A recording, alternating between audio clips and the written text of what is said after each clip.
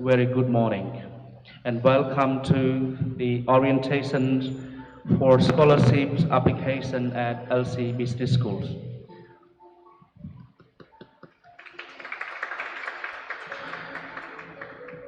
I would like to begin by inviting our management team to the stage, and your name is there on the chair. Thank you.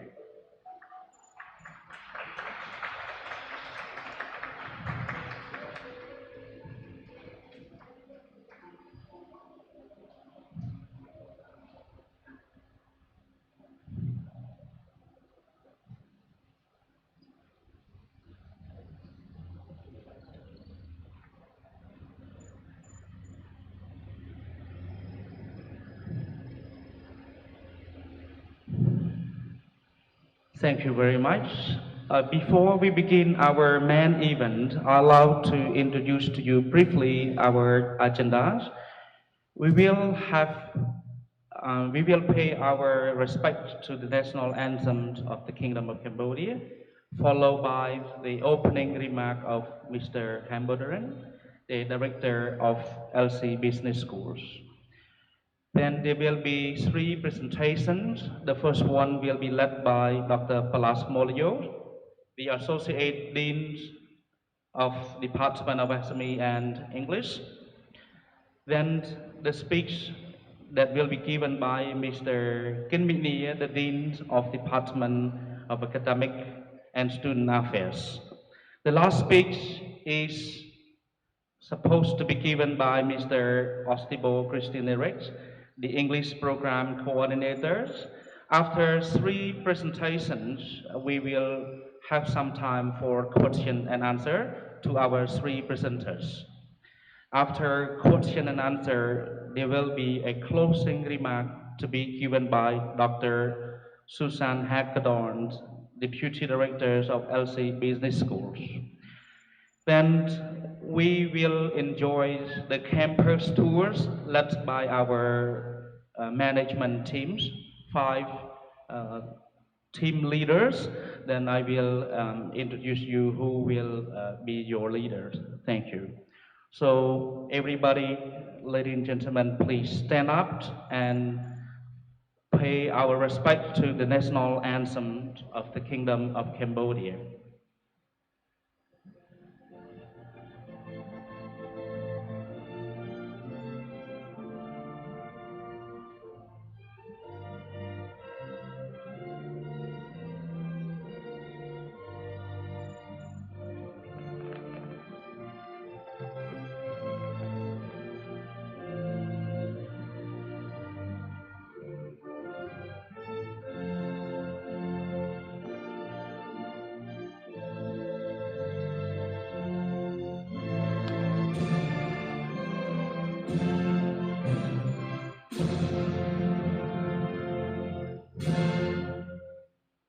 Please be seated.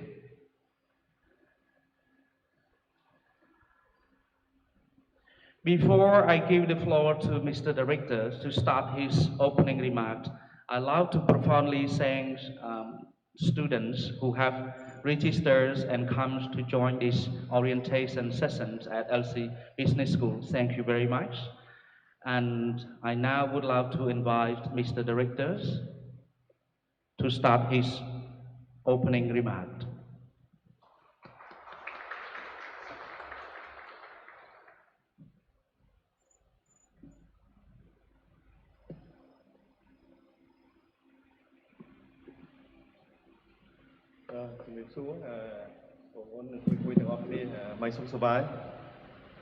Can we speak English or Khmer or sometimes Khmer and English? English, okay, yeah, okay. So today I'm so happy and honored to be here with you to just join the orientation on the scholarship Send 21 Cambodia and also the orientation of the program. You know LCBD School, some of you may know as Learning for Success Institute, LSI, before that. And of course, the The location is almost 3 years already, but some of them may not know the location very well. And before 2020, LCBC School offering the Khmer-based program, Bachelor program in SME. And then in 2020, early 2020, when the COVID-19 affected Cambodia, we started to make a reform on the program and also the management. Therefore, you can see this new management team. Most of them come from different institutions in Cambodia with highly qualified and experienced in higher education in different countries as well. In this occasion, I like to put stress on the program that we looking only English-based program. So you are the first batch of the international program with the strong support of the Century 21 Cambodia, about 30 scholarship, full scholarship for you. So at the moment, the student fee for 1 year is 2,500. So in total, if you want this scholarship, it means that for the whole 4-year program, you will earn 10,000 US dollar for your study. This is a great amount of scholarship provided by the C21 Cambodia. So, to select highly committed and capable candidate for this program, we have the strong committee that will select based on your capacity and your strong knowledge in SME. So on the 3rd of February, there will be the scholarship examination. So please come on time and contact our staff regularly so that you can fulfill some requirement. And then you have to come on time because sometimes in the morning is a traffic and you need to come to the school very early in the morning so that you can fulfill some of the requirements. Of course, some of your friends may not be able to come today, but please tell them that on the 3rd of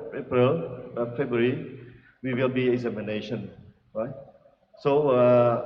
on behalf of the management, without delay, I would like to say thank you so much and warmly welcome all of you to LC Business School, and my colleague and the speaker will tell you more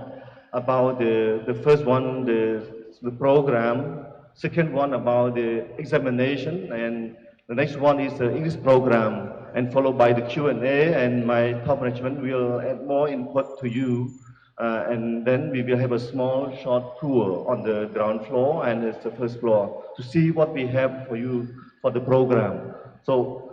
once again, thank you so much for your time today and warmly welcome to LCBC School. Thank you.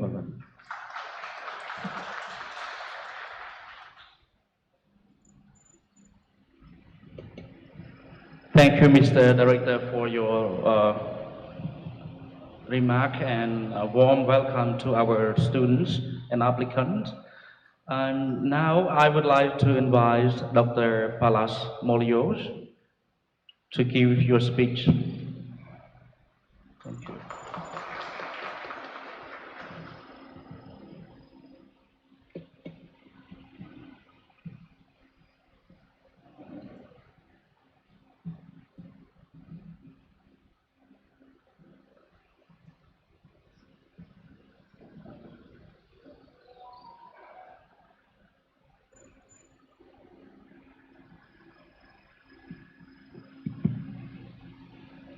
Good morning. Good morning. Yes, I'm Dr. Pelaj Molio and I'm Associate Dean for Department of SME Management. So, what I'm going to talk today is actually some of you already know and maybe some of you don't know. Before I go to my presentation, I say a few words about myself. I've been in Cambodia since 2002 Maybe some of you were in the high school, in the primary schools, or maybe in the Matai. So I speak a bit of Khmer language to learn more about Cambodian student. So many students, many people ask me what made me to be in Cambodia for such a long time, 18 years. So I say is a Cambodian student's thirst for knowledge. When I see in the morning they go to one school, I see in the afternoon they go to another school, and I see in the evening they go to another school. So this is thirst for knowledge. So I can contribute here and see and how students are progressing. So I see my students have progressed a lot. Some of they have done PhD degrees, and some of them they have done master's degree, and some are doing, and some they have reached to. Some has become, His Excellencies now. So sometimes very surprised when they come with big car and they stop in front of me and with the protocol. So this was a bit of my interaction with Cambodian. So these are content that I am going to use basically. So I will talk a little bit about SME. In Cambodia, common people understand business, business management. But we are going to more detail what types of businesses are actually in Cambodia. So the definition of SME according to Cambodian government,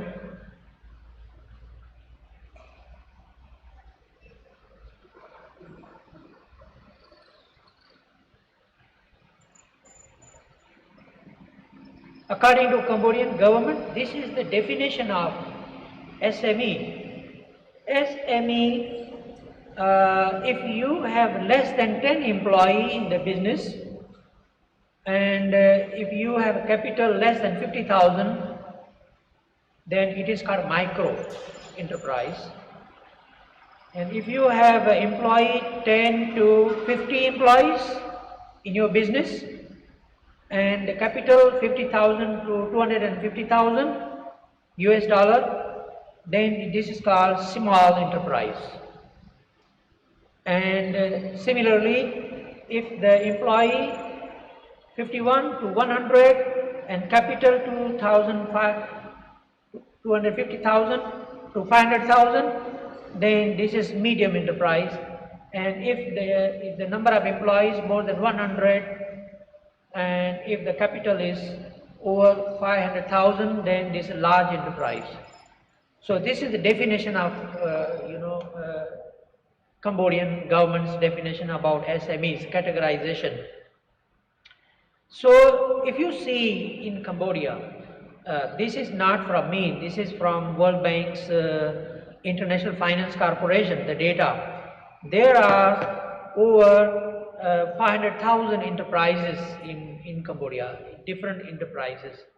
micro, small, medium, and large enterprises. So I gave top 10 provinces. So in Phnom Penh, there are over 38,000 enterprises. In Siem Reap, the second is the Siem Reap, there are over 4,000 enterprises. In the third one is Battambang. There you have over 2,000 enterprises, and the Kampong Cham has over 1,000 enterprises, and Kandal has over 1,000 enterprises. And in Pursat, which is, many people think that Pursat is small, province, remote province, but there are over 700 enterprises, and Sihanoukville nearly 600, and Krache over 500, and Kampong Chanang over 500, and Kokong also over 500 enterprises. These are top 10 provinces in Cambodia where these data, and these data are not very old. This is just 2019 data, and World Bank data, very reliable data. So the next I move to the MSMEs share. You see, micro enterprises share is 97.6%. As you see yourself, around yourself, you see in Cambodia the most businesses are family-run businesses or joint family-run businesses. So, and less than 10 employees and less than 50,000 capital. So 97.6% the share of the enterprises are micro, and small and medium only 2.2%, and the large is only 0.2%. So this is a very good opportunity for individuals to take the course of SME management and to start a small business, small micro business with little capital, and just join few members in the family and you can start the business, which is not actually in some other countries. I have also taught in Germany in 2019.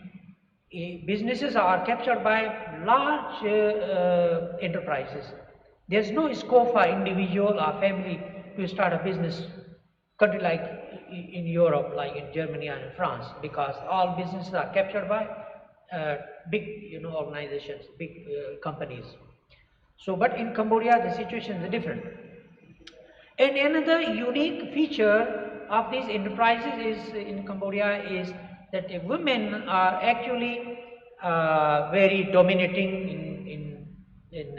SMEs, which is not in other countries. You see here, 61% of all the businesses are owned by women. And if you look at micro enterprises, actually 62%. It means 62 out of 100 micro enterprises are owned by women. And if you look at small and medium enterprises, 75% of small and 62% of medium enterprises have at least one female top manager, CEO, or finance manager, or in the member of the board of director. So this is very unique in Cambodia, because the women, the ladies, they know how to run the family, how to run the business.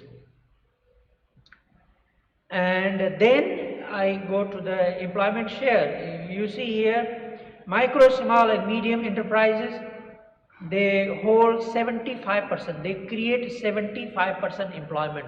in Cambodia. I mean, overall, the whole employment, 75% are created by micro, small and medium enterprises. Only 25% employment share is created by large enterprises. So it's a huge scope for individuals, families to start the business. And here there are a few features of our SME management program. The SME management program is unique. The LC Business School is the only one that is starting, in fact have started the English-based undergraduate program in SME management. And it is full credit-based system, and highly qualified Khmer and expert faculty members are going to teach you, and many of them has already experience living and working in Cambodia, being expatriate, and it's an outcome-based education. So more on these features, my next speaker will talk, Mr. Minia, and this within 4 years program, the student will learn, you see, they will take one overseas trip, business trip, take an internship or career replacement in different organizations in Cambodia, business organizations in Cambodia, write a business plan. So when you reach to 3rd year and 4th year, you will write the business plan, and then you will have opportunity to present this business plan to investors if you need capital to start the business. So these are few features of our SME management program. And in conclusion, the SME plays an important role in supporting Cambodian economy. SME drives economic growth. As you see, SME creates 75% employment and create more wealth, more money create more job opportunities and open new markets. So according to Cambodia's Minister of Commerce, the SMEs are engines of economic growth. So thank you for your attention. I say stay hungry and look for opportunities and be energetic. So post-COVID, scenario is quite good for Cambodia because Cambodia was able to,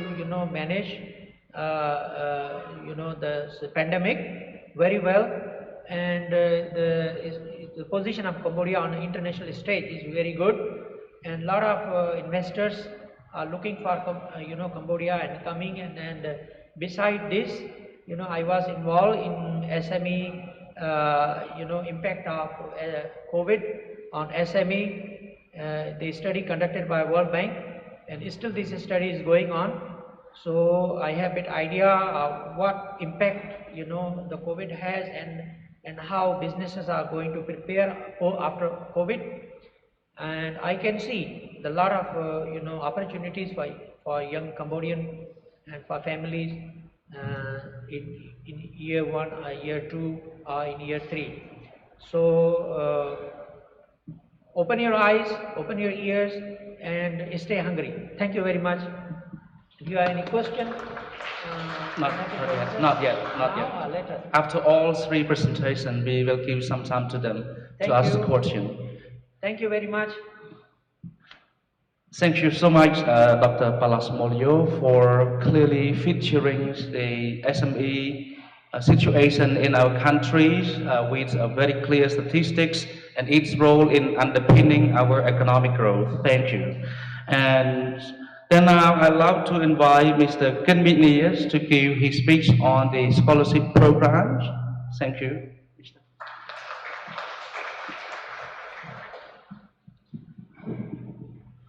Good morning.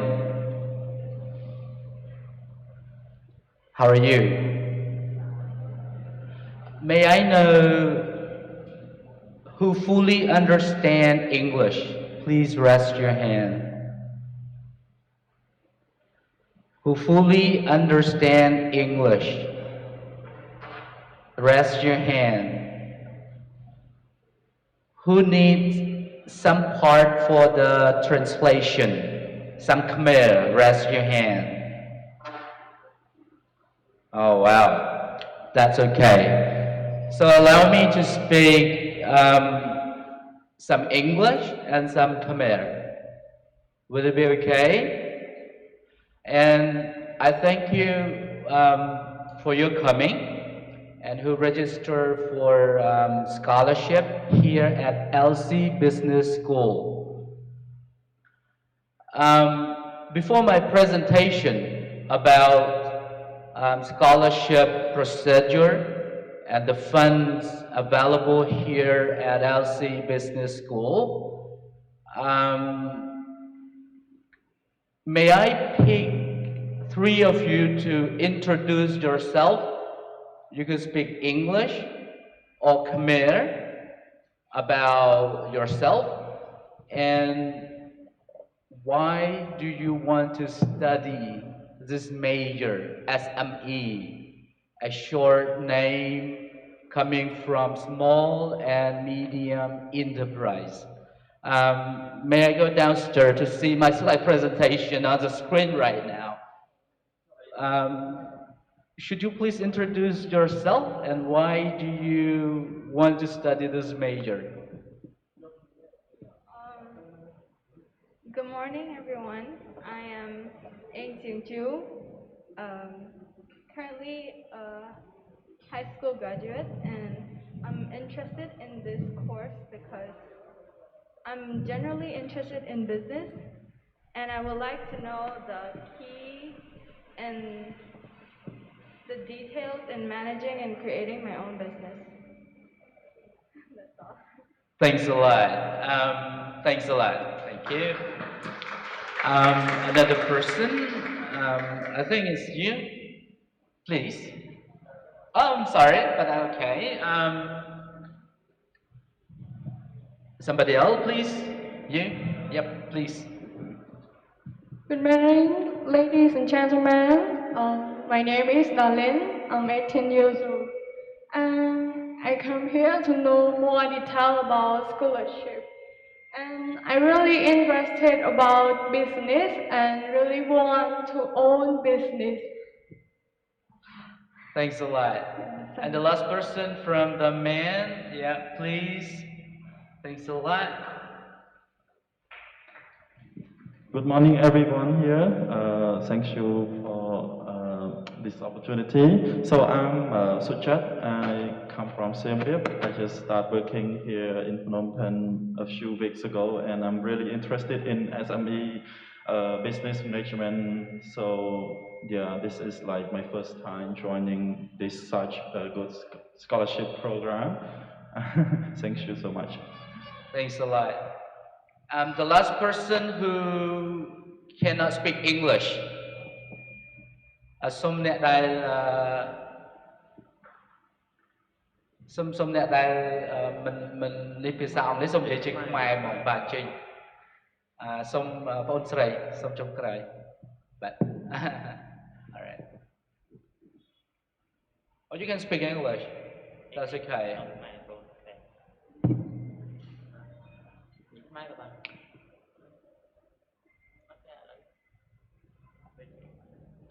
អាចនិយាយជាខ្មែរបានថាតើហេតុអីបានចាប់អារម្មណ៍ជំនាញ SME ហើយសូមណែនាំខ្លួនបន្តិចបងប្អូនអរគុណ សួស្តីលោកគ្រូអ្នកគ្រូទាំងអស់គ្នាខ្ញុំឈ្មោះហ៊ុនសុនីកាខ្ញុំចាប់អារម្មណ៍ទៅលើមុខវិជ្ជា business ហ្នឹងដោយសារតែចង់យល់ដឹងបន្ថែមពីការរកស៊ីហើយការធ្វើមុខជំនួញមួយនិងចំពោះអាហារូបករណ៍ហ្នឹងគឺចង់ អូខេអរគុណច្រើនបងអូនអរគុណច្រើនអរគុណដូចដែលយើងបានស្ដាប់បទបង្ហាញជាភាសាអង់គ្លេសពីលោកបណ្ឌិតPalash Molyo អំពីសារៈសំខាន់នៃ SME ហើយនឹងតួនាទី SME នៅក្នុងកម្ពុជាហើយនឹងថាតើការសិក្សានៃជំនាញ SME ហើយនឹងតួនាទីរបស់វាអាចមានអត្ថប្រយោជន៍អ្វីដល់ប្រទេសក៏ដូចជាដល់ខ្លួនឯងដែរណាដូចតែចំណែកឯនៅពេលនេះគឺខ្ញុំសូមអរគុណសម្រាប់ការចាប់អារម្មណ៍នៅក្នុងការសិក្សាជំនាញនេះពីព្រោះជាជំនាញមួយថ្មីសម្រាប់ប្រទេសកម្ពុជាយើងដែលនៅក្នុងការផ្ដោតទៅលើការធ្វើឲ្យមានគេហៅថាលក្ខណៈនាវានុវត្តន៍ការច្នៃប្រឌិតហើយនឹងការបង្កើតអាជីវកម្មខ្លួនឯងដែលការចូលរួមនៅទីនេះគឺយើងខ្ញុំក្នុងនាមគណៈគ្រប់គ្រងអរគុណសម្រាប់ការមកដាក់ពាក្យដើម្បីទទួលយកអាហារូបករណ៍របស់ Century 21 Cambodia ដែលផ្ដល់ឲ្យនិស្សិតយើងប្រចាំឆ្នាំហើយដែលមានវត្តមាននៅទីនេះខ្ញុំគិតថានឹងមានឱកាសដើម្បីទទួលយកហើយនឹងសិក្សារយៈពេល4ឆ្នាំពេញណាបាទទាំងនេះសូមស្លាយបន្ទាប់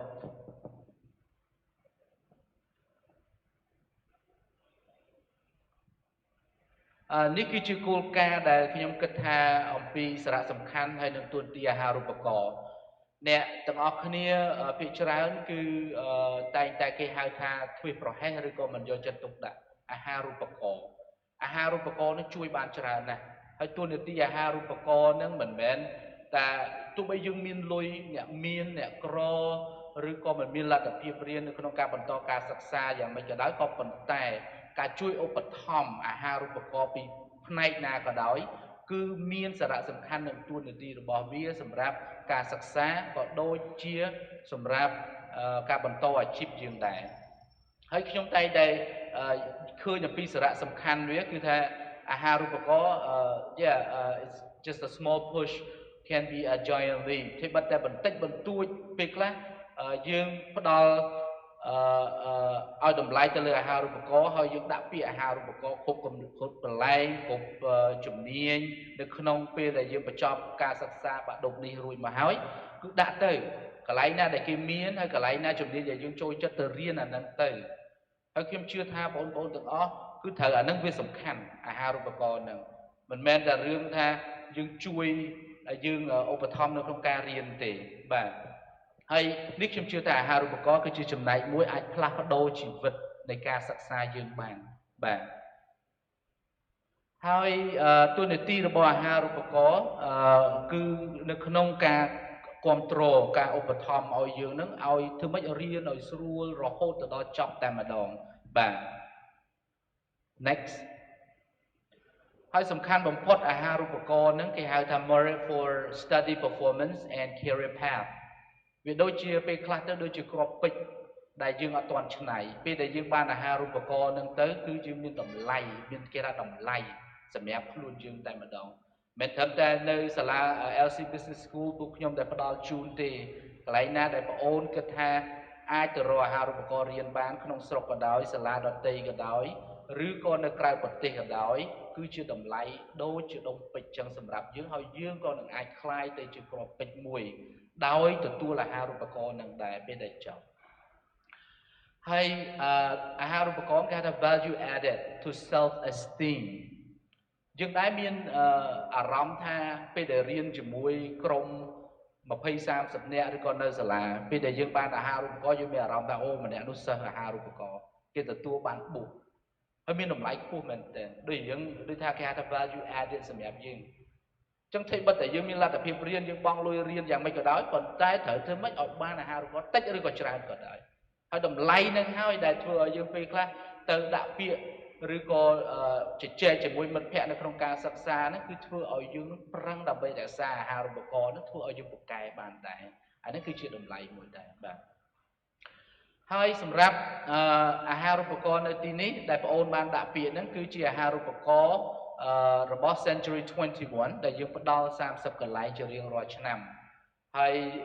យើងមានអាហារូបករណ៍ផ្សេងទៀតដែល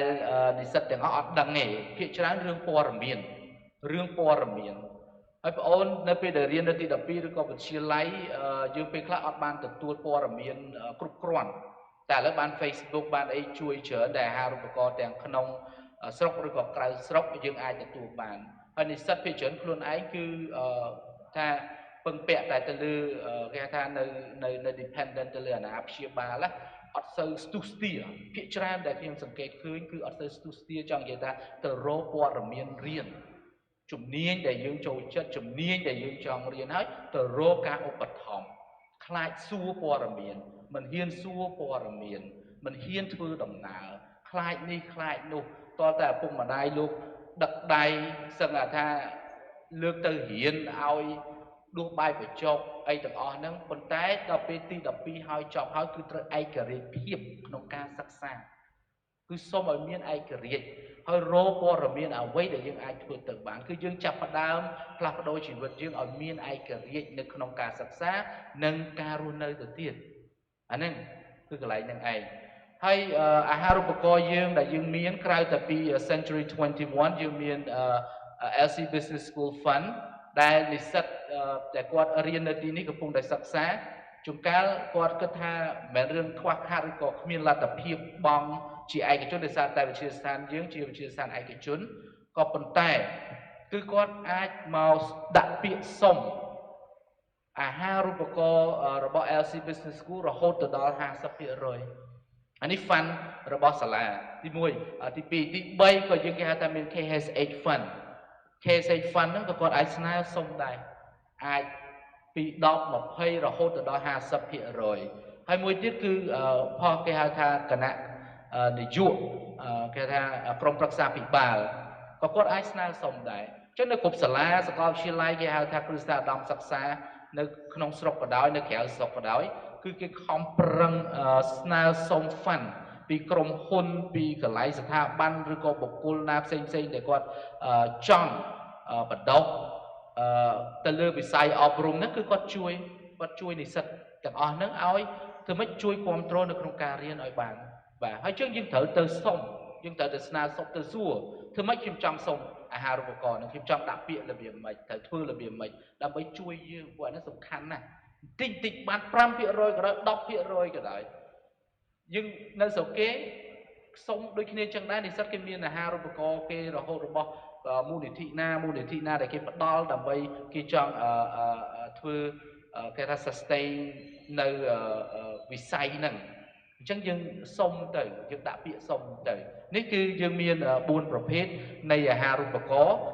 ដែលយើងមាននៅទីនេះក៏ប៉ុន្តែបងប្អូនដែលដាក់ពាក្យកន្លងមកហ្នឹងគឺយើងមានអាហារូបករណ៍ទី1គឺ30កន្លែងដែលត្រូវប្រកួតប្រជែង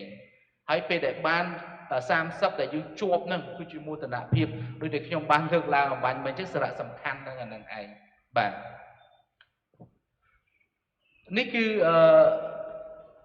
ដំណើរនៅក្នុងការដាក់ពាក្យអាហារូបករណ៍ដែលសាលាយើងផ្ដល់ឲ្យទី1គឺយើងបានផ្សព្វផ្សាយព័ត៌មានតាមអនឡាញឬក៏និស្សិតបានទទួលព័ត៌មានហើយគាត់មកដាក់ពាក្យមានន័យថាមានពាក្យនៅទីនេះអាចមកស្នើសុំឬក៏នៅដែលស្គាល់ទីតាំង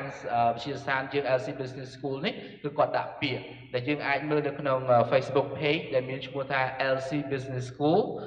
ឬក៏ website របស់យើង www.lsi.edu.kh អញ្ចឹងគឺយើង log ចូលព្រោះឥឡូវសម័យ technology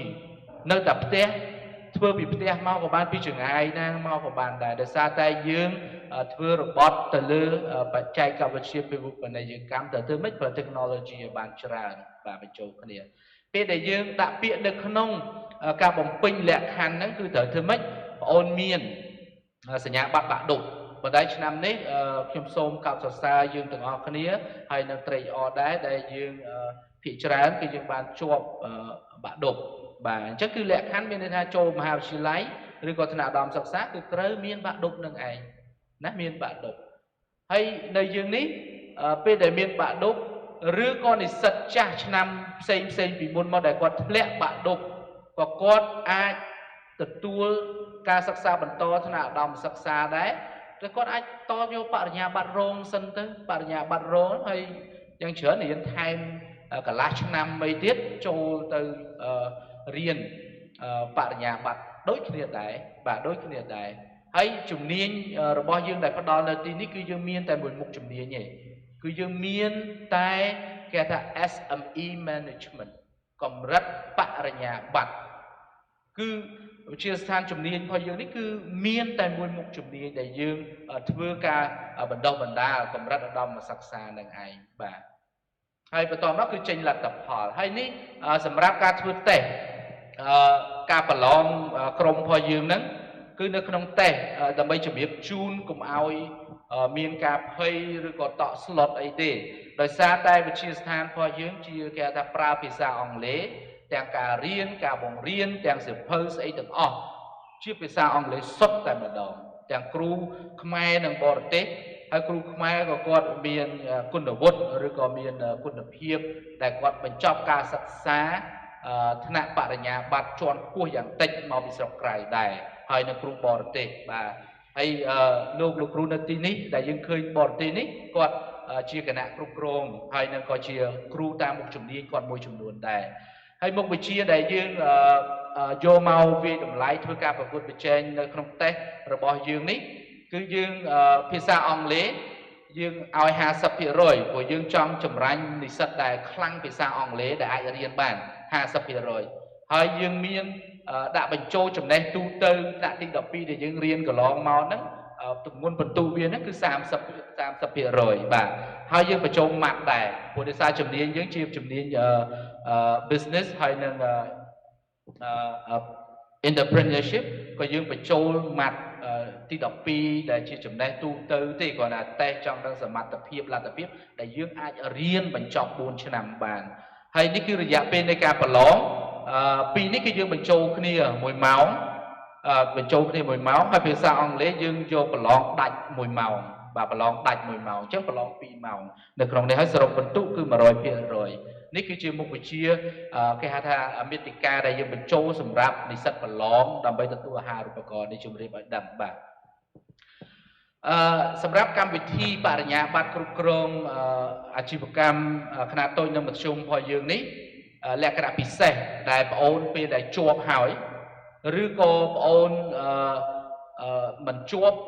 ដែលអាចមកស្នើសុំអាហារូបករណ៍ផ្នែកផ្សេងឬក៏អាចមានលទ្ធភាពបង់ពេញរៀននេះគឺជាកម្មវិធីលក្ខណៈពិសេសរបស់កម្មវិធីរបស់យើងទី1គឺយើងរៀនជាភាសាអង់គ្លេសសុទ្ធយើងរៀនជាភាសាអង់គ្លេសសុទ្ធទី2គឺយើងរៀនតាមប្រព័ន្ធ credit តាមប្រព័ន្ធ credit នេះខ្ញុំមិនចំណាយពេលក្នុងការបញ្យល់ទេប៉ុន្តែធ្វើឲ្យមានភាពងាយស្រួលដែលយើងអាចមានលទ្ធភាពរៀនហើយយើងវាស់ទៅតាមម៉ោងរៀនដែលមានការបត់បែនទៅលើមុខវិជ្ជាបានយើងនឹងមានការធ្វើបទបង្ហាញទាក់ទងទៅនឹង credit system ឲ្យលម្អិតទី2ទី3គឺ outcome based learning outcome based learning នេះគឺសំដៅទៅលើថាតើបងអូនរៀនទ្រឹស្ដីហើយអាចធ្វើបានខ្ញុំលើកឧទាហរណ៍យ៉ាងងាយបើយើងចង់រៀនបើកឡានបើគ្រូគ្រាន់តែប្រាប់ថាអានេះហ្គាអានេះលេខអានេះចង្កូតហើយចប់ដល់ទៅពេលយើងសាកបើកយ៉ាងម៉េចច្បាស់ជាភ័យហើយណាក៏ប៉ុន្តែ outcome based learning នេះឲ្យយល់ឲ្យស្គាល់អាហ្នឹងហើយអាចបើកបានគ្រូយើងគាត់យកយើងទៅឲ្យអនុវត្តចុះឲ្យស្វែងយល់ថាតើទ្រឹស្ដីហើយនឹងអាហ្នឹងវាយ៉ាងម៉េចតែយើងអាចធ្វើបានអាចយល់បានដូចសិក្សាមុខវិជ្ជាគណនេយ្យអញ្ចឹងយើងរៀនទ្រឹស្ដីធ្វើលំហាត់ធ្វើអីអញ្ចឹងគឺបានតែធ្វើលំហាត់ទ្រឹស្ដីឯងពេលដែលយើងយកទៅចូលធ្វើការនៅក្នុងធនាគារឬក៏ផ្នែកហិរញ្ញវត្ថុឬក៏ផ្នែកគណនេយ្យទៅឯណាប្រព័ន្ធផ្សេងអីណាដែលយើងដែលលឺដែលថារៀនចប់ហើយធ្វើការទៅអត់បានទេដែលលឺអាហ្នឹងឯងយើងអត់ទេគឺយើងរៀនអាហ្នឹងឯងយើងបញ្ចូលឲ្យទៅក្រុមហ៊ុនដែលជាដៃគូរបស់យើងដូចក្រោយនេះយើងនឹងធ្វើការណែនាំក្រុមហ៊ុនដៃគូរបស់យើងមាននៅនេះខ្លះនិងនៅក្រៅខ្លះដើម្បីយកទៅធ្វើការអនុវត្តអញ្ចឹងបានអាចធ្វើបានយល់បានហើយឲ្យស្របទៅលើការអនុវត្តជាក់ស្ដែងហើយនឹងអ្វីដែលសម្រាប់ការងារយើងជាក់ស្ដែងដែលត្រូវការបាទទី4គឺ internship តម្រូវមកមានន័យថាចុះហាត់ការតាមមុខវិជ្ជាមួយចំនួនគឺតម្រូវឲ្យយើងថាមុខវិជ្ជាហ្នឹងរយៈពេលមួយឆមាសដែលត្រូវចុះទៅហាត់ការនៅក្រុមហ៊ុននេះហាត់ការនៅកន្លែងនេះដើម្បីឲ្យស្គាល់ឲ្យសរសេរនៅរបាយការណ៍ការស្វែងយល់ឲ្យឃើញតាំងពីទំនាក់ទំនងឲ្យមានជាក់ស្ដែងដូចយើងថាគ្រប់គ្រងស្រួលប៉ុន្តែយើងទៅគ្រប់គ្រងគេរបៀបម៉េចណាគេថាបើករកស៊ីកាហ្វេស្រួលណាយើងតែមានលុយប៉ុណ្ណេះក៏ប៉ុន្តែយើងទៅធ្វើជាក់ស្ដែងរបៀបម៉េចដើម្បីឲ្យយើងស្វែងយល់ឲ្យផ្សារភ្ជាប់ទៅនឹង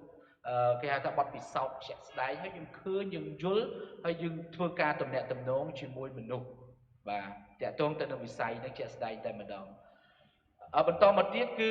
ពេលដែលបញ្ចប់និស្សិតទាំងអស់ក្នុងរយៈពេល4ឆ្នាំពេលឆ្នាំទី4គឺត្រូវបញ្ជូនទៅក្រៅឆ្ងាយឬក៏ជិតចង់និយាយថាប្រទេសនៅក្នុងតំបន់ឬក៏ប្រទេសអឺរ៉ុបប្រទេសអីហ្នឹងគឺតម្រូវឲ្យទៅតែម្ដងទៅធ្វើទស្សនកិច្ចសិក្សាទៅចុះហាត់ការតាមក្រុមហ៊ុនដែលយើងអាចតាក់ទងបានឬក៏ទៅធ្វើចូលរួមសិក្ខាសាលាអន្តរជាតិដើម្បីឲ្យឃើញថាស្រុកគេវាយ៉ាងម៉េចណាឲ្យឃើញថាអានឹងយើងអាចតាក់ទងធ្វើការរបៀបម៉េចបានបើអត់ឆ្លងអានឹងទេគឺអត់បានបញ្ចប់ទេគឺតម្រូវឲ្យចេញទៅតែម្ដងបាទយើងមានសាលាដៃគូមួយចំនួនហើយបន្តមកទៀតដូចលោកគ្រូប៉ាឡាស់ដុកទ័រប៉ាឡាស់ក៏បានលើកឡើងអញ្ចឹងពេលដែលបញ្ចប់នៅឆ្នាំទី4គឺឲ្យនិស្សិតនឹងសរសេរផែនការពាណិជ្ជកម្មសរសេរយើងមានគ្រូជួយដែលយើងមានគេហៅថា stimulation center ដែលមានលោកគ្រូ Morton នៅខាងក្រោយហ្នឹងគាត់ជួយដឹកដៃសរសេរណែនាំកែតម្រូវអីសរសេរផែនការហ្នឹងឧបមាថាចង់ឃើញនៅស្រុកខ្មែរគួរតែបង្កើតរោងចក្រផលិតគេហៅថាទឹកប៉មឧទាហរណ៍គាត់បញ្យល់តាំងទីផ្សារហើយរសជាតិយ៉ាងម៉េចគឺជួយកែតម្រូវអាផែនការហ្នឹងហើយបើសិនបើផែនការនឹងល្អយើងមើលទៅឃើញសម្រាប់ថាអាចអនុវត្តទៅបានហើយមានក្រុមវិនិយោគដែលជាដៃគូរបស់យើងមួយចំនួននៅអាស៊ីជាក់ស្ដែងហ្នឹងគាត់ឃើញថាល្អយើងអញ្ជើញនិស្សិតហ្នឹងទៅ present ទៅធ្វើបទបង្ហាញជូនឲ្យពួកគាត់អាចមានលុយគាត់អាចទិញផែនការយើងឬក៏គាត់មិនចេះទិញផែនការគាត់ដាក់លុយឲ្យយើងហើយគឺជួលយើងហ្នឹងទៅធ្វើ CEO តែម្ដងជួលយើងទៅធ្វើ CEO ហើយគាត់មានការជួយគ្រប់គ្រងតាមបច្ចេកទេសផ្សេងដោយសារយើងជានិស្សិតថ្មីមិនសូវមានបទពិសោធន៍អីខ្លះប៉ុន្តែផែនការហ្នឹងគឺអាចធ្វើទៅបានដែលអាចផល ផ្ដល់ផលចំណេញដល់គាត់ដែលដាក់វិនិយោគហ្នឹងក៏ចំណេញសម្រាប់និស្សិតយើងដែរបាទអានេះគឺអានឹងសំខាន់មែនទេហើយបើអត់លក្ខខណ្ឌនេះទេណាអត់លក្ខខណ្ឌនេះទេណាគឺអត់ឲ្យចប់ទេអត់ឲ្យចប់ទេហើយខ្ញុំប្រាប់បន្តិចទៀតខ្ញុំនឹងសុំបន្ត slide បន្តទៅទៀតហើយអានេះគឺពេលវេលាដែលយើងត្រូវយល់គឺនៅថ្ងៃទី3ខែ2ហ្នឹងថ្ងៃប្រឡងម៉ោង8កន្លះទៅដល់ម៉ោង11អញ្ចឹងសូមមកវត្តមាន15នាទីមុនបាទ15នាទីមុនហើយលទ្ធផលគឺយើងនឹងចេញនៅអាទិត្យទី4ខែ2ដោយសារតែចេញលទ្ធផលរបស់យើងហ្នឹងយើងចូលរៀនវគ្គថ្មីគឺនៅថ្ងៃទី9ខែ3អានេះគឺយើងថ្ងៃចាប់ផ្ដើមវគ្គថ្មីសម្រាប់និស្សិតឆមាសថ្មីហើយជាចុងក្រោយខ្ញុំគ្រាន់តែផ្ដាំថានៅទីនេះតឹងខ្ញុំគ្រាន់តែផ្ដាំអញ្ចឹងឯណាតឹងហ្នឹងមិនមែនតឹងកាចសាហាវឬក៏អីមិនទេគឺតឹងក្នុងការរៀនយើងដឹងស្រាប់ហើយសិក្សាជាមួយបរទេសអត់មានអវត្តមានសូមច្បាប់អូថ្ងៃប្រឡងខ្ញុំសូមទោសខ្ញុំត្រូវការបងប្អូនបង្កើតអត់បានទេរៀនជាមួយបរទេសនិងវប្បធម៌នៃការរៀនហ្នឹងគឺថាពួកខ្ញុំអត់ខ្វល់ទេថាតើហេតុផលអ្វីប៉ុន្តែជាគោលការណ៍សាលាដែលតម្រូវគ្រូគាត់បង្រៀនគាត់ដាក់ assignment ធ្វើមិនបានធ្លាក់អីគឺមិនអាចមានការបត់បែនរបៀបនេះគឺអត់ទេខ្ញុំសូមផ្ដាំសម្រាប់និស្សិតអាហារូបករណ៍ឬក៏ក៏ដូចជានិស្សិតផ្សេងទៀតដែរគឺនៅទីនេះ1+1 2គឺច្បាស់ជាមួយគ្រូពួកខ្ញុំហើយខ្ញុំជឿថាដោយមហាតាហ៊ានអញ្ចឹងមានទឹកភ្នែកខ្លះមានអីខ្លះប៉ុន្តែក៏យើងត្រូវចេះរៀបចំពេលវេលាក្នុងការរៀនបានអាចទៅបានហើយខ្ញុំជឿថាវាលំបាកខ្លះដែរពេលដែលយើងរៀនទៅជាភាសាអង់គ្លេសសភៅកម្រាស់ណាហើយត្រូវអានត្រូវអីទៅទៀតហើយប៉ុន្តែយើងមានកម្មវិធីអង់គ្លេសជួយពួកខ្ញុំមានដើម្បីគ្រប់គ្រងកម្មវិធីអង់គ្លេសតិចទៀតខ្ញុំនឹងមាន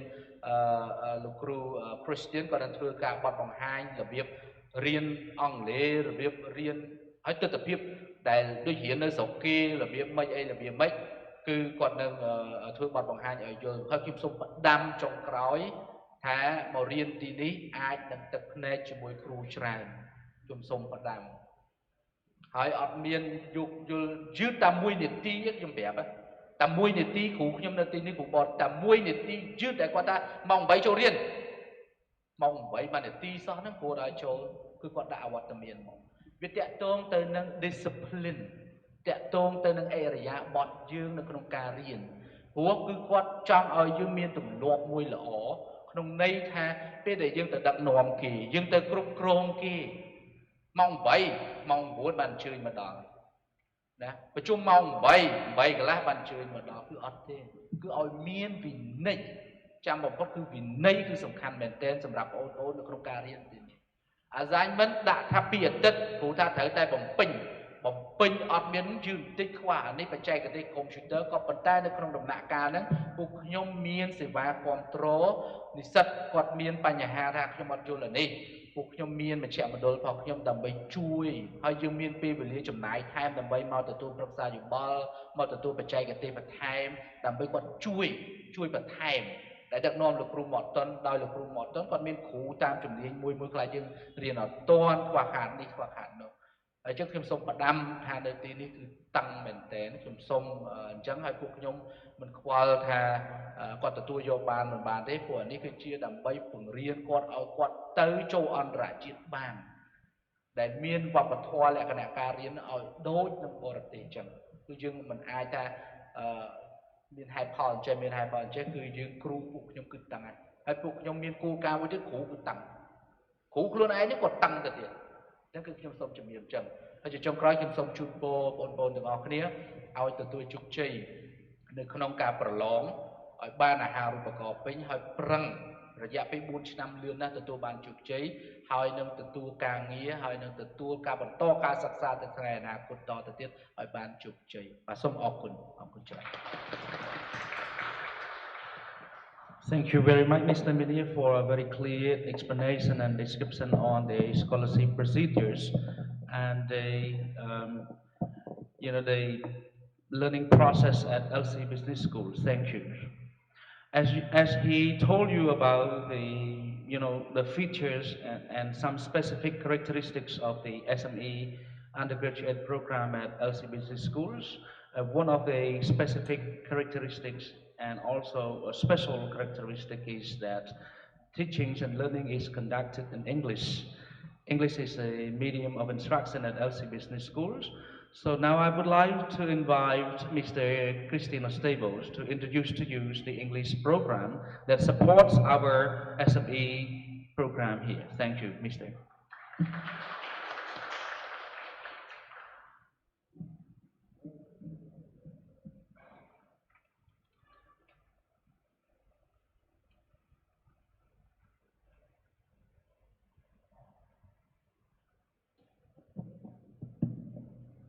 Hello. Jumnip Sur. Welcome to LC Business School. We are very excited to have you here with us today. My name is Christian, and I am the English Program Coordinator for LC Business School, working under Associate Dean Mr. Ithan Lee.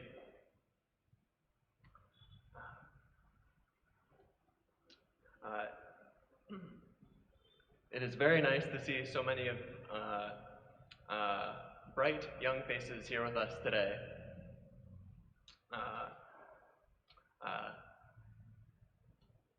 SMEs, or here at LC Business School, we believe SMEs,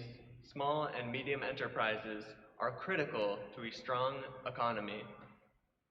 And we want to help you succeed as new entrepreneurs and business managers. You are the future of Cambodia,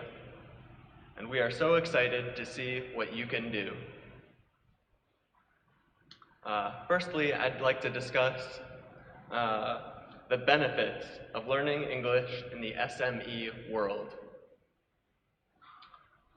First and foremost, learning English opens you up to a plethora of international opportunities. You can expand your business beyond Cambodia into the international realm.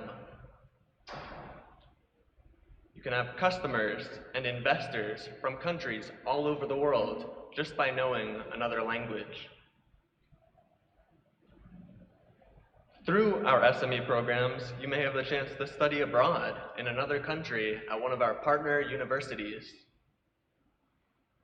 Knowing English will allow you to learn more and participate more actively in these international opportunities. Additionally, English is one of the most spoken languages in the world,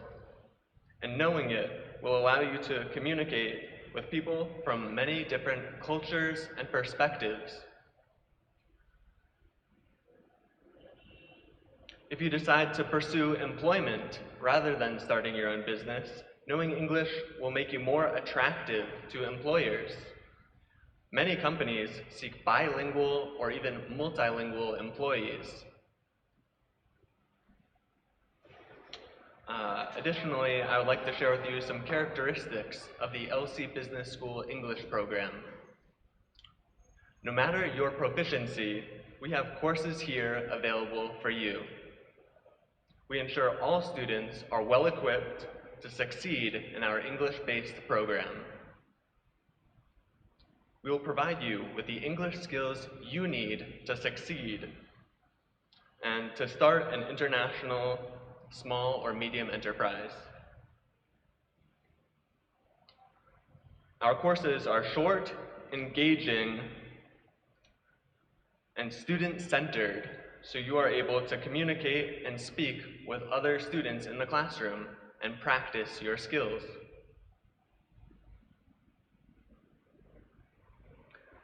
The faculty and staff teaching our English-based program are both Khmer and foreign professors, and we are striving to give you a world-class and international education. We are all here to support you in your academic career and beyond.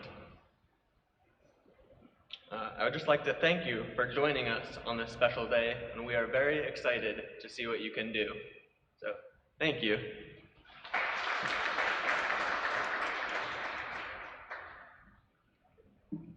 Thank you very much, Christian. Thank you for your explanation about our English programs that support our learning and teaching process here.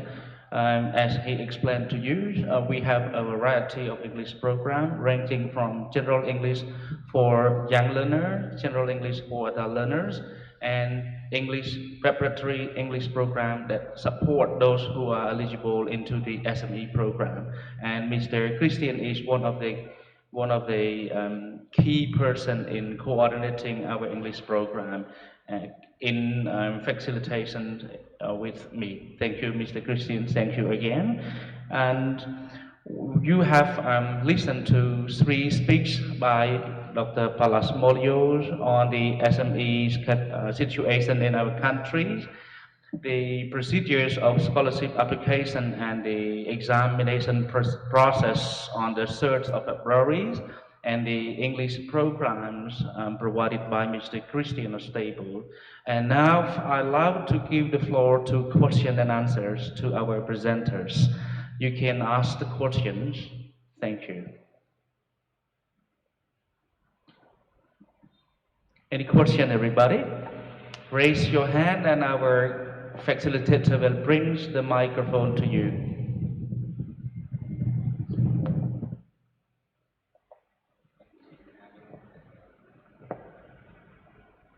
Please.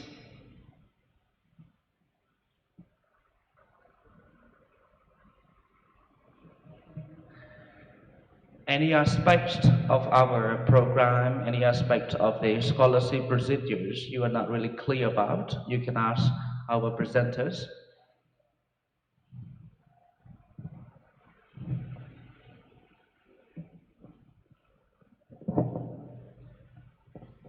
Anh nhát ởខ្ញុំមានសំណួរមួយចំនួនក្រោយពីធ្វើបទបង្ហាញជាមួយគណៈគ្រប់គ្រងខាងទូខ្ញុំហើយបងប្អូនដែលមានវត្តមាននៅទីនេះហើយសំទោសបងស្រីដែលជាអាណាព្យាបាលបងអូនដែរអញ្ជើញមកមានសំណួរឆ្ងល់ហើយតើអញ្ចឹងខ្ញុំសង្កេតឃើញទូទៅសិស្សនិស្សិតយើងណាគេហៅថាកន្លែងខ្លះទីមួយអៀនអត់ហ៊ានសួរអត់ហ៊ាននិយាយខ្ញុំមានគោលការណ៍មួយដែលសង្កេតមើលនិស្សិតដែលឆ្លាតណាគាត់សួរសំណួរអាសំណួរខ្លះគេហៅថាសំណួរអ្នកណាក៏ដឹងដែរប៉ុន្តែមិនមែនជាសំណួរដែលនិយាយថាអ្នកណាក៏ដឹងទេមានន័យថាដូចខ្ញុំសួរថា SME ឬតែ SME សូមឲ្យបញ្យល់ឲ្យច្បាស់បានទេអីចឹងទៅហើយសួរថាបើចុះពេលដែលប្រឡងជាប់ហើយត្រូវធ្វើយ៉ាងម៉េចសំណួរអស់ហ្នឹងណាឥឡូវខ្ញុំសួរទៅវិញត្រឡប់ទៅគ្នាយើងវិញតើមុខវិជ្ជាអ្វីខ្លះដែលនឹងប្រឡងនៅថ្ងៃទី3ហើយនឹងកម្មវិធីអាហារូបករណ៍ជាកម្មវិធីអាហារូបករណ៍ឈ្មោះអ្វីអាចអ្នកណាឆ្លប់ខ្ញុំសួរត្រឡប់ទៅវិញទៅចុះបើអញ្ចឹងបងដើម្បីឲ្យបានជ្រាបមកក្លាហានមួយមកបងស្រីអរគុណបង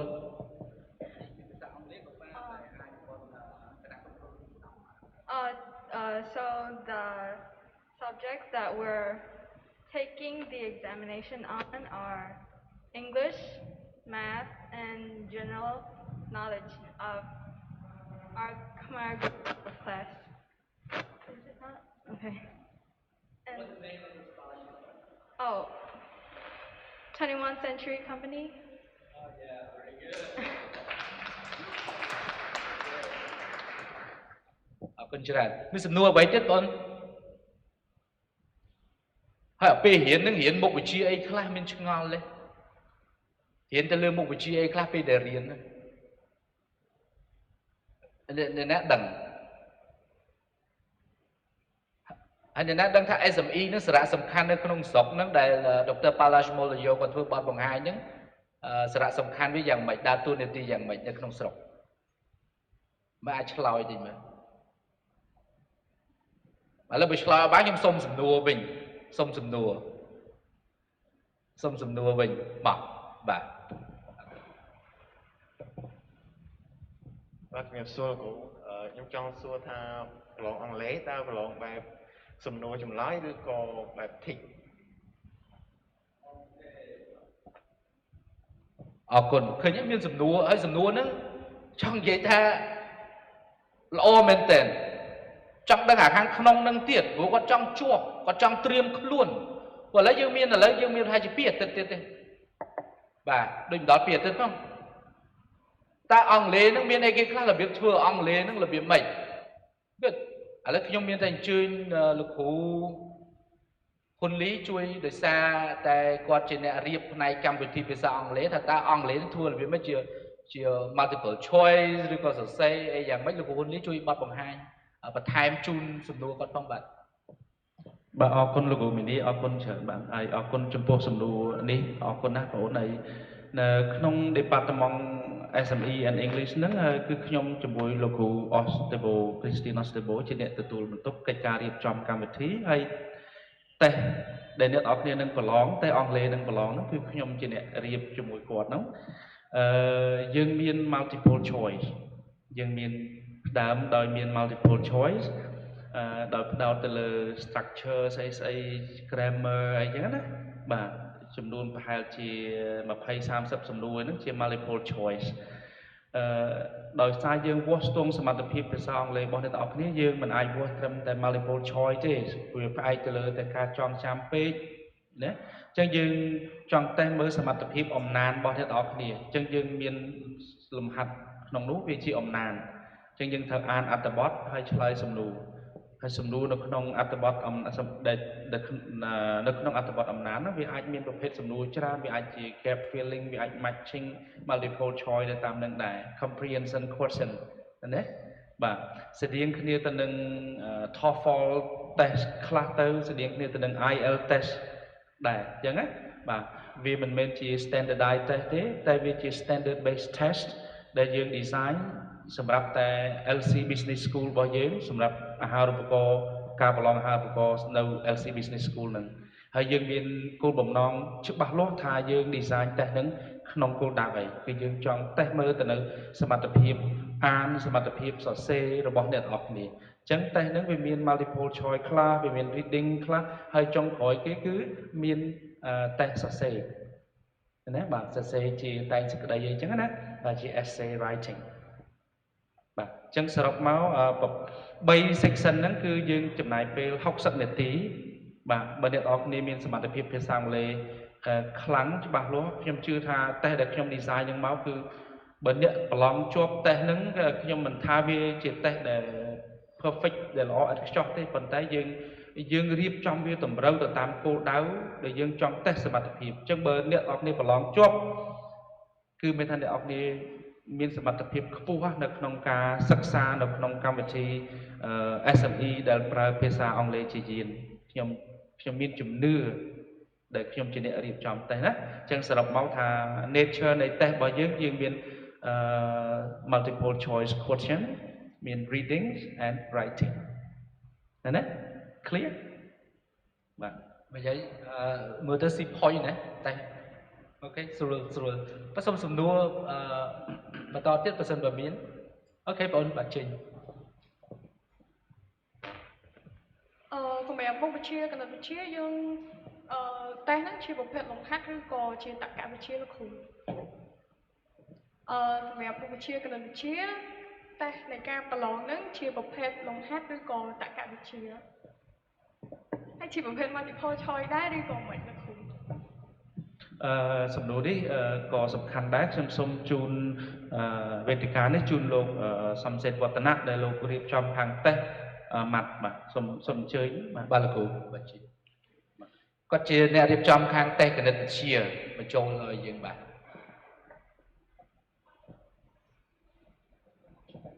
អូខេអរគុណសួស្តីទាំងអស់គ្នាខ្ញុំឈ្មោះសំសេវណ្ណៈជាប្រិយបរិះរងនៅ SME department ខាងទទួលបន្ទុកខាងផ្នែក SME ជាមួយគ្នានឹងលោកគ្រូហ៊ុនលីគាត់ទទួលបន្ទុកផ្នែកអង់គ្លេសតើតើជាមួយនឹងមុខវិជ្ជាគណិតវិទ្យានេះឯងគឺយើងជាគ្រាន់តែជា តែមើលថាតើពួកយើងនៅចាំទៅលើរឿងក្រិតបណ្ណាដើម្បីយកមកដោយលោកគ្រូមានប្រសាសន៍មុនហ្នឹងគឺដើម្បីរៀនទៅក្នុងផ្នែក business បានតោះតែយើងមានconcept តាក់ទងជាមួយនឹងគណិតតិចតួចចូលមកដែរព្រោះនៅក្នុង business គឺយើងមានការចរនាអំពីប្រើទៅលើlogical ច្រើនតិចដែរអញ្ចឹងនៅក្នុងការ design តេស្តរបស់យើងនេះគឺយើងមានទី1គឺរំលឹកទៅលើដូចបងស្រីមានប្រសាសន៍មុនហ្នឹងគឺតក្កវិទ្យាយើងមានរំលឹកអំពី logical ទៅលើ IQ test ហើយពួកយើងអាចនឹងមានconcept logic ប៉ុណ្ណាដែរហើយលើពីហ្នឹងទៅទៀតគឺពួកយើងបាន apply ទៅលើគណិតវិទ្យាដែលប្រើប្រាស់នៅក្នុងអាជីវកម្ម like ដើម្បីរកលុយចំណេញនៅក្នុងអាជីវកម្មមួយនៅពេល operation ហ្នឹងដើរទៅអញ្ចឹងទៅតើយើងអាចរកប្រាក់ចំណេញបានអញ្ចឹងយើងចង់ថាតើពួកយើងអាចមាន concept business ប៉ុណ្ណាដែរដើម្បីងាយស្រួលក្នុងការពួកយើងយកទៅ apply បន្តទៀតអញ្ចឹងហើយវាមិនជាពិបាកខ្លាំងណាស់ណាគ្រាន់ថាគឺពីច្រើនគឺទាមទារការគិតផ្ដោតទៅលើ concept ចូលមកក្នុង business ច្រើនជាជាងគណិតទូទៅដូចជា limit integral ហើយពួកយើងមិនជាផ្ដោតសំខាន់ព្រោះនៅក្នុង business វាអត់មានអីទៅប្រើដល់ limit integral អីទេយើងគ្រាន់តែចង់ឲ្យពួកយើងមាន concept ចូលក្នុង business ច្រើនជាងបាទយើងមានប៉ុណ្ណឹងហើយគណិតវិទ្យាហ្នឹងវិញ្ញាសាក៏មិនជាពិបាកខ្លាំងដែរគ្រាន់តែដូចជា30នាទីលោកគ្រូក៏គណិតវិទ្យាតែ20នាទីទេព្រោះអត់ច្រើនសំណួរបានដែរទេ 20 30នាទីអញ្ចឹងយើងគ្រាន់តែដាក់ឲ្យចង់ឲ្យគ្នាយើងមាន concept ចូលក្នុង business តិចតួចអូសំទោសខ្ញុំច្រឡំអធិស្ឋាន30នាទីដូចគ្នាប៉ុន្តែទម្ងន់ដែលយើងផ្ដល់ជូនទៅខាងគណិតវិទ្យាតែ20%អញ្ចឹងណាបាទអរគុណច្រើនបាទអរគុណលោកគ្រូវណ្ណៈមានសំណួរអ្វីទៀតទេបងចង់សួរឲ្យទៅនេះអូបាត់ខាងនេះចង់សួរបាទដល់ចេញទៅថ្ងៃភ្លេចសួរដល់ហើយចង់សួរដែរតែអស់ម៉ោងនិយាយលេងក្នុងន័យស្និទ្ធស្នាលបាទអញ្ចឹងទៅអរគុណច្រើនលោកគ្រូខ្ញុំមានសំណួរមួយពាក់ព័ន្ធនឹង detail ពាក់ព័ន្ធនឹង academic យើង study ពាក់ព័ន្ធនឹងចំណេះដឹងcontent SME management ហ្នឹងថាតើឆ្នាំទី1យើងរៀនពីអីឆ្នាំទី2រៀនពីអីដល់ឆ្នាំបញ្ចប់យើងរៀនពីអីចឹងណាអាចត្រួសតែសំណួរល្អតើតើកម្មវិធីអរគុណច្រើនមានសំណួរភ្ជាប់ទៀតបន្ទាប់ពីយើងរៀនចប់តើយើងត្រូវ contract ជាមួយ Century 21 Cambodia នឹងដែរអត់ឬក៏ជាមួយនឹង corporate business ផ្សេងឬក៏មិនដែរចឹងណាជួយបញ្ជាក់ចំណុចហ្នឹងអរគុណច្រើនគ្រូបាទអរគុណច្រើនថាតើកម្មវិធី SME 4ឆ្នាំហ្នឹងមានមុខវិជ្ជាហើយជំនាញអ្វីខ្លះដែលយើងទទួលបានទាំងមូលខ្ញុំសូមភ្ជាប់តាក់ទងទៅនឹងសំណួរនឹងដែរតាក់ទងទៅនឹងមូលនិធិអាហារូបករណ៍ដែលយើងទទួលបានតើមានលក្ខខណ្ឌអីគេខ្លះពេលដែលយើងរៀនចប់ឬក៏យើងកំពុងរៀនហើយខ្ញុំក៏ភ្ជាប់បន្ថែមទៅនឹងទៀតមុននឹងខ្ញុំអញ្ជើញលោកគ្រូសាយរតនៈដែលជាព្រឹទ្ធបរិះហើយនិងជានាយករងនៃកម្មវិធី SME នេះដើម្បីឆ្លើយសំណួរហ្នឹងព្រោះសំណួរហ្នឹងកើតឡើងច្រើនណាស់ទី1និស្សិតយើងព្រោះឥឡូវយើងមានច្រើននៅក្នុងការប្រឡងយើងរើសតែ30នាក់ឯងចុះអ្នកដែលធ្លាក់ហើយមានគំនិតចង់រៀនមានន័យថា30នាក់ប៉ុន្តែយើងប្រឡងអត់ជាប់ទេ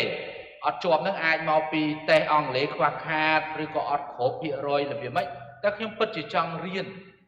ហើយខ្ញុំចង់សុំអាហារូបករណ៍ខ្លះឬក៏មានការពិគ្រោះយោបល់ថាខ្ញុំគួរតែបដូរមុខជំនាញទេទៅរៀនសាលាផ្សេងទេថាតើការផ្ដល់ពិគ្រោះយោបល់ដើម្បីឲ្យរៀនសម្រាប់កម្រិតឧត្តមសិក្សារបស់យើងនេះតើធ្វើយ៉ាងម៉េចហើយសំណួរហ្នឹងព្រោះខ្ញុំបញ្ជាមិនព្រោះនិស្សិតដែលប្រឡងធ្លាក់គេថាឥឡូវហ្នឹងបច្ចុប្បន្នយើងអត់យកចិត្តទុកដាក់តែគេថាតែយើងនិយាយឥឡូវគេហៅ depression ណាគេថាបាក់ទឹកចិត្តសង្កត់សម្ងាត់ខ្មាស់គេទៅប្រឡងធ្លាក់ហើយចង់រៀនអាហ្នឹងហើយខ្ញុំចង់រៀនអាជំនាញហ្នឹងមុខជំនាញហ្នឹងគឺក្នុងគោលបំណងបង្ការឲ្យផ្លូវចិត្តរបស់យើងនឹងត្រូវប្រឹងហើយឲ្យល្អពេលដែល មានន័យថាយើងទៅប្រកួតជាមួយគេហ្នឹងគេយកតែ30នាក់មានបេក្ខជន100នាក់អញ្ចឹងច្បាស់ជាមានអ្នកធ្លាក់អានេះជារឿងធម្មតាហើយប្រឡងធ្លាក់ឬក៏មិនជាប់យើងត្រូវជល់ចេះវិញធ្លាក់វាជារឿងធម្មតាជាប់គឺជារឿងអស្ចារ្យត្រូវគិតអញ្ចឹងប៉ុន្តែយើងត្រូវប្រឹងទៅរកផ្លូវដែលយើងចង់ទៅហ្នឹងដែលរៀន SME ហ្នឹងឲ្យទៅបានដោយរបៀបម៉េចបាទខ្ញុំសូមភ្ជាប់សំណួរហ្នឹង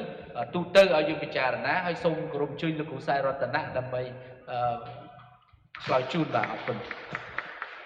អរគុណលោកមីនីបាទជម្រាបសួរបងប្អូនទាំងអស់គ្នាខ្ញុំសាយរតនៈជាប្រធានបរិបទផ្នែក SME Management សំណួរបងប្អូនល្អបាទនេះនៅក្នុងការ program យើងតែងតែចែកអំពី student learning outcome ប៉ុន្តែនៅពេលដែលយើងចែក student learning outcome យើងត្រូវ align ជាមួយនឹង vision mission value របស់ LC Business School អញ្ចឹងសម្រាប់ outcome ធំនៃ program ហ្នឹងគឺយើង transform និស្សិតក្នុងរយៈពេល4ឆ្នាំនេះឲ្យក្លាយទៅជា entrepreneur សហគ្រិនអាច start up business បានទី2គឺឲ្យទៅជា long life learner ខ្លាយជាអ្នករៀនពេញមួយជីវិតរៀនដោយឯករាជ្យអត់ចាំបាច់ពីណាប្រាប់ទី3គឺ global citizen ពលរដ្ឋសកលមានន័យថាបងប្អូនអាចធ្វើ mobility នៅក្នុង region mobility in the global អាចធ្វើចលនាភាពពីមិនថាយើងធ្វើតែការងារក្នុងស្រុកទេយើងអាចធ្វើការងារឬ investment នៅក្នុង region ផងយើងអាស៊ានឬក៏ទៅប្រទេសផ្សេងទៀតអញ្ចឹងយើងធ្វើ observation ខ្ញុំឧទាហរណ៍មួយ small business Zamba គឺ entrepreneur ជាជនជាតិសិង្ហបុរីពីអ្នកប្តីប្រពន្ធគាត់មកបើក Zamba នៅស្រុកខ្មែរជា buffet បែប Brazilian buffet អញ្ចឹងគាត់តែពីរអ្នកប្តីប្រពន្ធឯងគាត់មកបើកនេះ2សាខាបើកនៅវៀតណាមបើកនៅឡាវអញ្ចឹងយើងធ្វើ observation ថាជនជាតិគេហ៊ានណាបាទគេហ៊ាន invest ជា small business the region អញ្ចឹងយើងដាក់ question សួរគ្នាយើងវិញ why not Cambodian people អញ្ចឹងយើងត្រូវមានសេចក្តីក្លាហានក្នុងការបើក operate business ក្នុងស្រុកហើយយើងក៏អាចមានសេចក្តីក្លាហានបើក operate business នៅក្រៅស្រុកពួកប្រជាជនខ្មែរយើងក៏នៅក្រៅស្រុកច្រើនដែរនៅថៃនៅឡាវនៅវៀតណាមនៅអាមេរិកនៅអីយើងត្រូវមានហ្នឹងអញ្ចឹងគឺ student learning outcome ហ្នឹងយើង focus ទៅលើ3ហ្នឹង entrepreneur lifelong learner ហើយនឹង global citizen ហើយសួរថាអញ្ចឹង4ឆ្នាំនឹងមានអីខ្លះដើម្បី transform ខ្លួនយើងឲ្យទៅជាអ្នកទាំងហ្នឹងអញ្ចឹង program ផងយើងសម្រាប់ឆ្នាំទី1គឺយើងមានមុខវិជ្ជាចម្រុះមួយចំនួនអញ្ចឹងបានយើងសម័យទៅដល់ថាដើម្បីខ្លាយទៅជាអ្នក start up business មួយឬក៏យើងកំពុងធ្វើការឲ្យគេមែនក៏ប៉ុន្តែយើងចង់ move up the next level ទៅជា supervisor ទៅជា manager senior manager GM CO and so on អញ្ចឹងយើងមានមុខព្រួញ2 not just a startup business people but ដល់ពេលដែលយើងធ្វើការយើងក៏មានមហិច្ឆតាក្នុងការ move up to the next level មិនចឹងអញ្ចឹងមុខព្រួញមាន2 startup ហើយនឹង move the position ពោះជាងមុនដូច្នេះហើយ program ហ្នឹងយើងគិតថាដើម្បី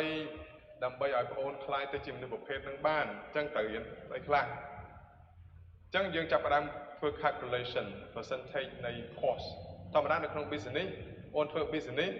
ប៉ុន្តែបងប្អូនមិនត្រូវរក input ដើម្បី start up បានមិនត្រូវរក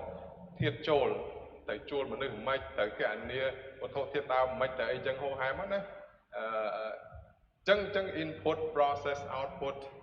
អញ្ចឹងអាហ្នឹងគឺថាវាដើរគ្រប់កន្លែងការងារទាំងអស់អញ្ចឹងឆ្នាំទី1យើងធ្វើ calculation ថាឲ្យបងប្អូនមាន foundation ផ្នែក marketing ខ្លះ 10-20% ផ្នែក accounting ខ្លះ 10-20% ខាង management ខ្លះ 10-20% អាហ្នឹងជា foundation ឲ្យមាន concept business ដល់ឆ្នាំទី2យើងចាប់ផ្ដើមពង្រីក concept ហ្នឹងឲ្យទៅជា more relevant to the practical space យើងចុះទៅកន្លែងផ្លាស្ទិកផ្ទាល់ហ្មងអញ្ចឹងគឺថាអ្នករៀនហ្នឹងគឺមិនមែនរៀនតែនៅក្នុងថ្នាក់ទេដូចថា48ម៉ោងហ្នឹងបងអូនមិនមែនមកគ្រាន់តែស្ដាប់គ្រូដូចសម័យបារាំងចូលមកអត់មើលមុខសិស្សផងមើលតែងើយទៅអញ្ចឹងតែគ្រូបារាំងណាកាលពីសម័យ40-50ឆ្នាំមុន60ឆ្នាំមុនចូលមកគ្រូអញ្ចឹងចេះហើយទៅទៀតណាអញ្ចឹងយើងអត់ធ្វើអញ្ចឹងទេយើងរៀនរបៀបសម័យទំនើប student centered teaching methodology របស់យើងដូច្នេះបងអូនមកគឺមាន interaction ជាមួយនឹងគ្រូមាន interaction ជាមួយនឹងអ្នកគ្រប់គ្រងសាលាហើយនឹងមាន interaction ជាមួយនឹងសហគ្រិនយើងនឹងអញ្ជើញសហគ្រិនឬក៏ CEO មកពី different company small and big company to interaction មួយបងអូន interaction មួយបងអូនហើយយើងមាន center មួយដែលជួយដែលដឹកនាំដោយលោក Morton បាទគាត់ដឹកនាំពី stimulation center អញ្ចឹងគាត់អាចអញ្ជើញវាគ្មិនធ្វើខ្លីៗឯងមកក្នុងថ្នាក់បងអូនណាឬក៏នាំបងអូនទៅ community ឬក៏ទៅ visit company ផ្សេងនិយាយទៅឲ្យទៅមើលផ្ទាល់ហើយរៀនធ្វើទៅមកអញ្ចឹងយើងអាចនិយាយបានថា focus ទៅលើ theory ខ្ទង់ 30-40% ប៉ុន្តែ much more focus on practice តែឥឡូវធ្វើ digital marketing ធ្វើម៉េចអញ្ចឹងមុខវិជ្ជាមួយ digital marketing not just allow the teacher to read the textbook and teach you what is digital marketing no digital marketing គឺឲ្យគ្រូហ្នឹងគាត់ទៅរៀនទ្រឹស្ដីតែ 20-30% បានតែ 70% ទៀតឲ្យគាត់ធ្វើហ្មងអា digital marketing ហ្នឹងគឺធ្វើម៉េចបង្ហោះ Facebook គឺធ្វើម៉េចកណនី analyze Delta នៅក្នុង Facebook មានអីខ្លះ boost វាមិនវា effective មកវាមិនធ្វើ data analytic ហើយរបៀបកាត់តរូបភាពយ៉ាងម៉េចរបៀប live ដូចបងអូនក្រុមខាង production គាត់ live ហើយជាពិសេសបងអូនរិយាគាត់និស្សិតជំនាន់ទី1 LC Business School សូមបាទបងអូនមកនេះតិចមកបាទបងអូនហ្នឹងគឺប៉ាកែណាបាទខាង production ហើយជាសិស្សសំណប់របស់លោកគ្រូគឹមសុខេងបាទគាត់ professional បងអូនមានអី share បន្តិចទេបងអូនបាទ share បន្តិចមកបាទ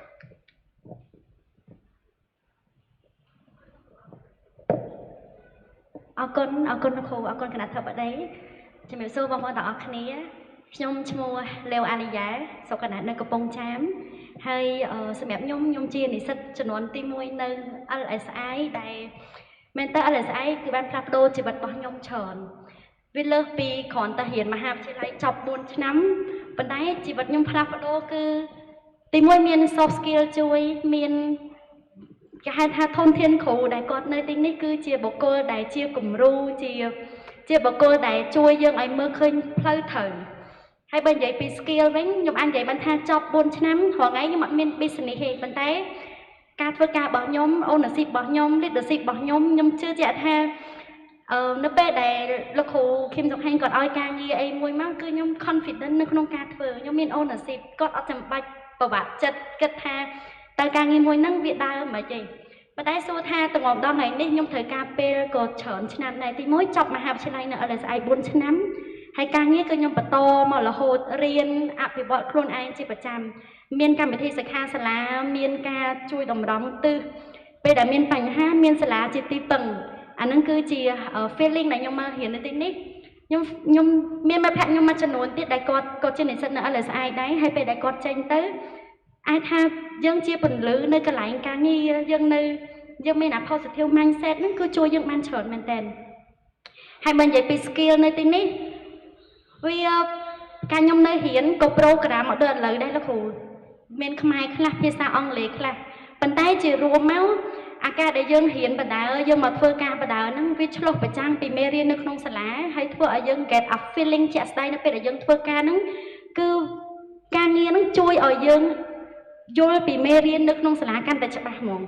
ហើយសម្រាប់ខ្ញុំមោទនភាពដែលបានជានិស្សិតនៅ LSI លោកគ្រូព្រោះខ្ញុំជឿថា LSI មានដំណើរទៅវែងឆ្ងាយទៀត LSI នឹងជាកន្លែងអប់រំមួយដែលជាគំរូហើយ LSI នឹងនាំកម្ពុជាទៅពិភពលោកទៀតហើយយើងអត់ចប់ប៉ុណ្នេះទេបេសកកម្មហើយកាន់តែធ្វើការនៅក្នុងវិស័យអប់រំកាន់តែស្គាល់ធនធានលោកគ្រូដែលល្អគឺកាន់តែមានកម្លាំងចិត្តថាថ្ងៃក្រោយទៅ ធនធានមនុស្សនៅកម្ពុជានឹងខ្លាំងហើយ LSI គឺជាទីកន្លែងតែមួយគត់សម្រាប់ខ្ញុំ recommend ណាសម្រាប់អ្នកដែលគាត់ចង់ច្បាស់លាស់ចង់ខ្លាំងហើយជាមនុស្សដែលជាធនធានល្អសម្រាប់សង្គម LSI គឺជាកន្លែងដែលត្រូវព្រោះការ take care program ហើយធនធានសាស្ត្រាចារ្យនៅទីនេះ the best ហើយខ្ញុំអាចនិយាយបានថាគឺការយកចិត្តទុកដាក់ take care ជាមួយនិស្សិតនឹងគឺខ្លាំងមែនតើខ្លាំងឲ្យតែនិស្សិតខ្លួនឯងនឹងត្រៀមខ្លួនរួចស្រេចហើយត្រៀមខ្លួនចង់ចេះចង់ដឹងចង់ខ្លាំងមកទីនេះត្រូវប៉ុន្តែបើសិននិស្សិតខ្សោយខ្ញុំគិតថាទីនេះមិនមែនជាកន្លែងដែលយើងត្រូវមកទេព្រោះយើងទីបើយើងមិនរត់អត់ទាន់គេយើងនឹង pressure ខ្លួនឯងយើងពិបាកតែបើយើង commitment យើងខ្លាំងណាគឺយើងខ្លាំងទាំងអស់គ្នាហើយខ្ញុំជឿជាក់ថា LSI គឺជាស្ពានមាសស្ពានពេជ្រដែលនាំអ្នកទាំងអស់គ្នាទៅកាន់ពិភពលោកដ៏អស្ចារ្យហើយ program ថ្មីនេះខ្ញុំរំភើបដែលឃើញហើយដែលសំខាន់សូម្បីតែខ្ញុំអត់ដឹងបងប្អូនទាំងអស់គ្នាបានឃើញ uniform នៅពេលដែលយើងចប់4ឆ្នាំយើងនឹងបានស្លៀក uniform ទទួលសញ្ញាបត្រដ៏ creative ហើយស្អាតមែនតើហើយវាជា motivation សម្រាប់សិស្សដែលរៀននៅទីនេះនឹងមានមោទនភាពនៅពេលដែលខ្លួនឯងបញ្ចប់4ឆ្នាំហើយសម្រាប់ខ្ញុំទទួល feeling ហ្នឹងហើយជា result ខ្ញុំអាចទី1ឪពុកម្ដាយរបស់ខ្ញុំសប្បាយចិត្តដែលកូនអាចថាកូនមានកំណើតមករៀនមានការងារមានលុយមានឡានមាន condo មានលុយទិញដីទិញផ្ទះវាជា motivation វាជាគេហៅថាទឹកចិត្តឪពុកម្ដាយគឺគាត់ចង់បានតែប៉ុណ្្នឹងឯងមិនបាច់សូមគុណអីច្រើនទេប៉ុន្តែឲ្យតកូនហ្នឹងមានកំណើតមកអញ្ចឹងទៅហើយឥឡូវនេះគឺខ្ញុំ get feeling ហ្នឹងហើយការងាររបស់ខ្ញុំពីមួយពេលទៅមួយពេលគឺមាន improvement ហើយខ្ញុំកាន់លើបច្ចេកវិទ្យារឿងប្រយោគវីដេអូអប់រំជាច្រើននៅតាម social media ក្តីរៀន online ក្តីអីហ្នឹងអាហ្នឹងគឺការងាររបស់ខ្ញុំហើយខ្ញុំសប្បាយចិត្តនៅក្នុងការមកទីនេះហើយអរគុណគ្រូដែលផ្ដល់ឱកាសអរគុណថ្នាក់ដឹកនាំទាំងអស់គ្នាផងដែរបាទអរគុណបងរីយ៉ាបាទនេះជា output ផងយើងជាផលិតផលរបស់ LC Business School ប៉ុន្តែការគាត់រៀន program នេះចាស់ហើយណាបាទ program ជាខ្មែរអញ្ចឹងយើង convert យើង transform program ហ្នឹងទៅជាភាសាអង់គ្លេសដោយសារយើងគិតថាឲ្យគាត់បរិចខ្លួនគាត់ទៅថ្នាក់អន្តរជាតិទៀតអញ្ចឹងឃើញគាត់រៀនបណ្ដាគាត់ធ្វើ production គាត់ចប់ហើយគាត់ចេះធ្វើ production ហើយ who knows ពីណាដឹងថាថ្ងៃក្រោយគាត់ទៅជាតកែ production ធំមួយប៉ុន្តែមិនមែន start from the top start from the big thing ទេយើង sing globally but act locally យើងធ្វើរឿងទុយសំវាទៅចុងក្រោយវាបានធំហើយបងប្អូនខ្លះមហិច្ឆតាធំហ่ะរៀនចង់ធ្វើចេញទៅធ្វើ CEO បណ្ដោយណាគេឲ្យទៅធ្វើ CEO ចេះអីនោះឃើញទេអញ្ចឹងគឺថាយើងរៀនតាំងពី technical skill ហើយវាល្អតាក់ត្រង់នេះមួយទៀតសាលាយើងសិតតែមាន professor ខាង technical យើងមានមួយទៀតដៃគូសហគ្រិនដែលសហគ្រាសច្រើនណាស់ក្រោម ICI Cambodia Investment Capital យើងមានក្រុមហ៊ុនដល់រាប់រយក្រុមហ៊ុនហើយមានអង្គការមានតកែច្រើនណាស់បាទជាដៃគូរបស់យើងជា partner របស់យើងអញ្ចឹងជាប់សំណួរបងប្អូនមួយដែរតាក់ទងមួយថាតើចុះបើជាប់ Scholarship 21 Century ហ្នឹងមានកាតព្វកិច្ច on obligation អត់ No អត់មានទេអត់មានកាតព្វកិច្ចអីទេតោះនេះអញ្ចឹងអត់មានចំណងអីទេអញ្ចឹងប្រឹងយកឲ្យបានទៅ Scholarship ហ្នឹងប្រឹងយកឲ្យបានព្រោះ4ឆ្នាំនេះ$1,000វាច្រើនណាស់ណាហើយយើងរៀនជាមួយគ្រូបរទេសហើយយើងនឹងធ្វើកម្មវិធីសិក្សាទៅក្រៅប្រទេសអាចទៅកូរ៉េទៅអាមេរិកឬក៏ទៅអាស៊ានទៅ Depends ឬក៏ទៅអឺរ៉ុបអញ្ចឹងណាយើងធ្វើ business project ហើយបើសិនតែ business plan យើងជោគជ័យធ្វើ pitch ទៅឲ្យ investor អង្គការណាគាត់ពេញចិត្តគាត់សប្បាយចិត្តគាត់បោះ10000 20000 100000កន្លះលានឲ្យយើងធ្វើទៅយើង run ទៅអញ្ចឹងយើងមានឱកាសច្រើនណាស់រៀននៅនេះជួបសហគ្រិនជួបអ្នកជំនួយពិតប្រាកដច្រើនទី1ទី2យើងក៏មាន soft skill ជួយបងប្អូនដែរដូចថាឥឡូវយើងមាន challenge មួយចំនួនពេលធ្វើការយើងកែ technical skill analytical skill whatever ក៏ប៉ុន្តែយើងអត់សូវចេះនិយាយ communication skill whatever អញ្ចឹងយើងមាន program soft skill គូហេងគាត់នៅទីនេះពួកគាត់ជាស្ថាបនិកប៉ុន្តែគាត់អត់មកចូលនៅក្នុង program SME ហ្នឹងទេគាត់ training center គាត់ផ្សេងអញ្ចឹងណាប៉ុន្តែជា backbone យើងដែរអាចថាបងអូនខ្វះចន្លោះរឿង soft skill អីអាចប ប្អូនទៅជួបគាត់ឬក៏ទៅអញ្ជើញគាត់មក train ពី3ម៉ោងអញ្ចឹងទៅដើម្បី build soft skill យើងដែរ leadership and management អញ្ចឹងអូខេអញ្ចឹងកន្លែងនេះគឺវាជាប្រភពធនធានហើយខ្ញុំអាចនិយាយបានថាទាំង hard skill technical skill តាំងពី soft skill គឺជាកន្លែងបណ្ដុំដោយ skill ហើយនិង entrepreneurs តោះអញ្ចឹងហើយខ្ញុំមិនមើលឃើញថាវិទ្យាស្ថានឬក៏សាលាណាសាកលវិទ្យាល័យណាដែលមានបណ្ដុំធនធានបែបនេះទេខ្ញុំអត់ទាន់មើលឃើញទេអញ្ចឹងចាប់ឱកាសបានហើយបងអូនជួយផ្សព្វផ្សាយតទៅទៀត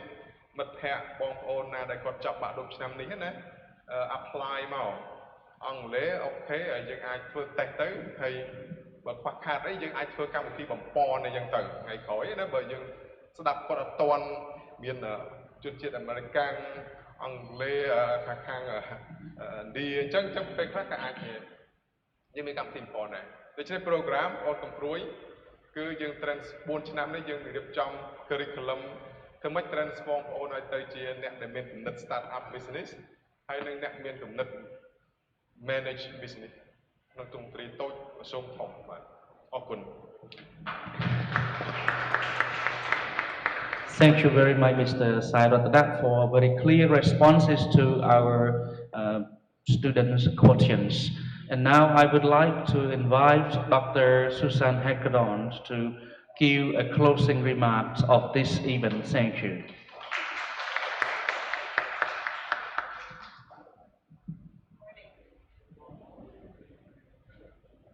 Try that again. Good morning. We're very pleased that you were able to come out this morning. And I think the fact that you're here is already going to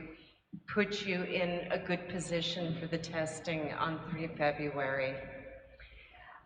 And just to close the program today, I'd like to provide you with some ideas for how you can make sure that you do your very best on the test. Okay? So,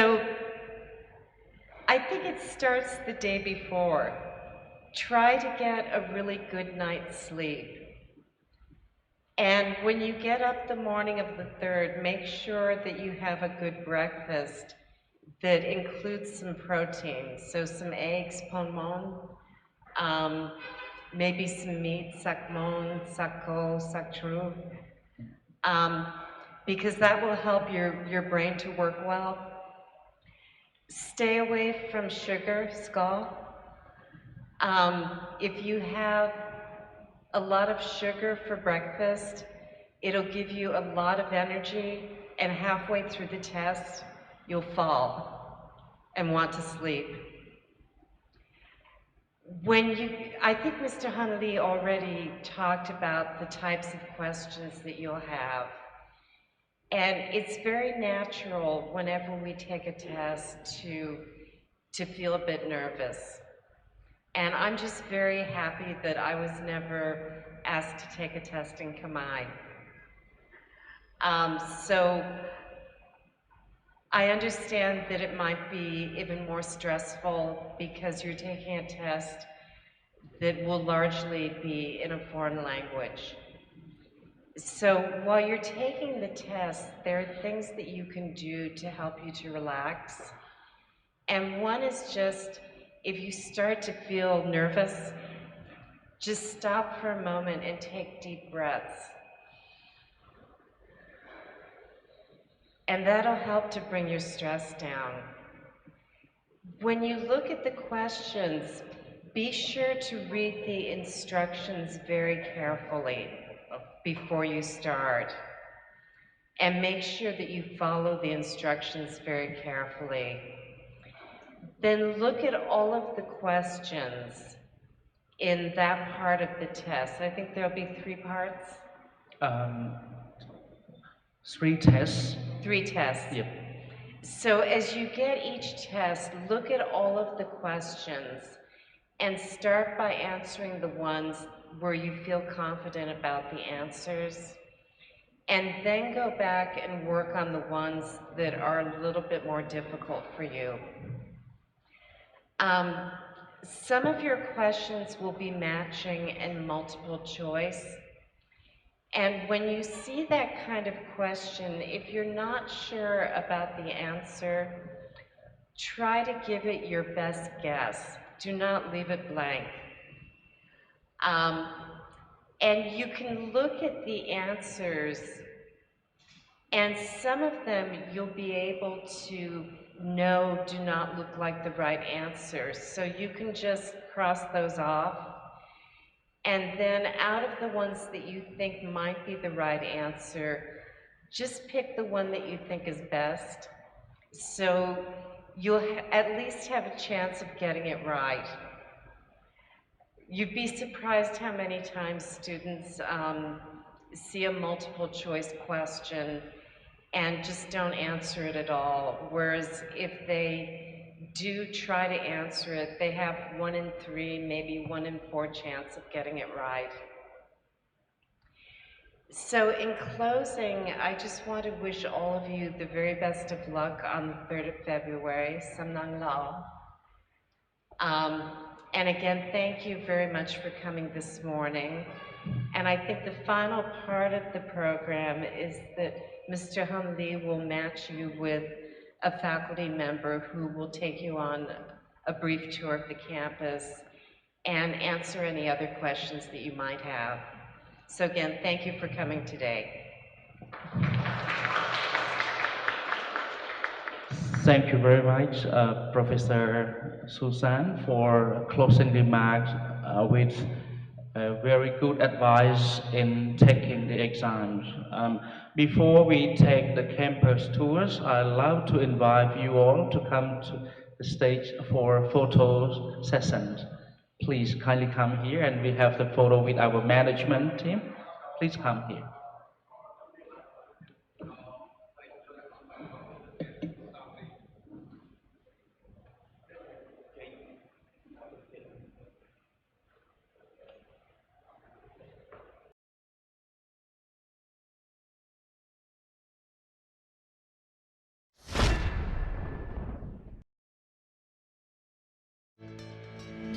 Aharu Bako Maroi Piroi Pi Krom Hun Century 21 Cambodia ភាពជាសក្តិការច្នៃប្រឌិតនិងមនុស្សជាតិក្នុងការបណ្ដុះបណ្ដាលជិត10ឆ្នាំបានធ្វើឲ្យវិទ្យាស្ថាន LSI Business School មានការទទួលស្គាល់និងគាំទ្រពីសំណាក់អ្នកសិក្សាគ្រប់មជ្ឈដ្ឋាននិងដៃគូអន្តរជាតិសម្រាប់ឆ្នាំសិក្សាថ្មី 2020-2021 នេះក្រុមហ៊ុន Century 21 Cambodia ដែលជាក្រុមហ៊ុនវិនិយោគដ៏ធំប្រចាំប្រទេសកម្ពុជាបានផ្ដល់អាហារូបករណ៍ជូនសិស្សនិស្សិតសិក្សាឥតបង់ថ្លៃសិក្សាមួយចប់កម្មវិធីថ្នាក់បរិញ្ញាបត្រលើឯកទេសគ្រប់គ្រងសហគ្រាសខ្នាតតូចនិងមធ្យមនៅវិទ្យាស្ថាន LSI Business School ពេលកំពុងសិក្សានិស្សិតត្រូវចុះហាត់ការងារជាមួយក្រុមហ៊ុននិងក្រុមហ៊ុនដៃគូដទៃទៀតជាពិសេសក្រោយពេលបញ្ចប់ការសិក្សានិស្សិតអាចទទួលបានការងារក្នុងក្រុមហ៊ុន Century 21 Cambodia និងក្រុមហ៊ុនដែលជាដៃគូជាច្រើនទៀតទទួលពាក្យចាប់ពីថ្ងៃផ្សាយដំណឹងនេះតទៅការបរិច្ឆេទការប្រឡងថ្ងៃទី3ខែកុម្ភៈឆ្នាំ2021ព័ត៌មានលម្អិតសូមទំនាក់ទំនងអគារលេខ3មហាវិថីមិត្តភាពភ្នំពេញហាណូយសង្កាត់ភ្នំពេញថ្មីខណ្ឌសែនសុខជិតផ្សារដីហុយរាជធានីភ្នំពេញទូរស័ព្ទលេខ023 88 30 44និង016 27 16 55 website www.lsi.edu.kh Facebook page LSI Business School LSI Business School Entrepreneurship Innovation Humanity